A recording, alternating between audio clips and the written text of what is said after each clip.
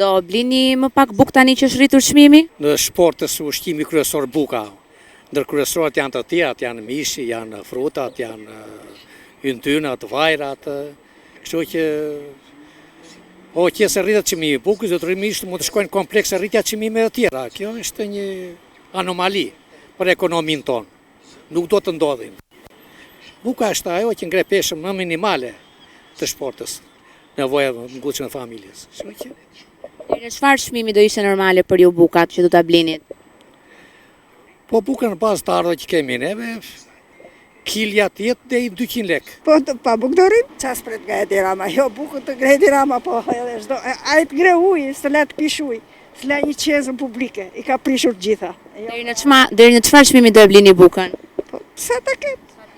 Sa tje, do blej bukë, së rrim pa bukë. A mos arrisin, pra, pse arrisin? Do ta blini bukën pa u rrit çmimi? Jam se duan të hajmë.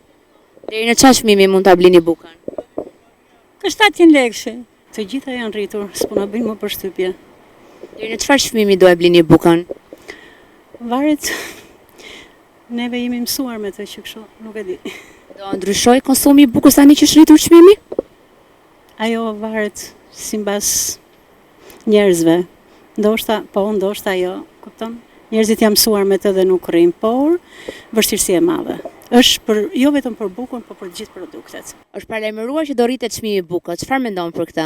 Çdo gjë shikohet në parametrat që kërkon koha.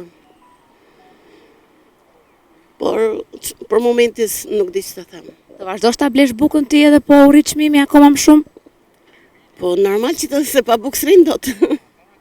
Deri në çfarë çmimi do e blini bukën?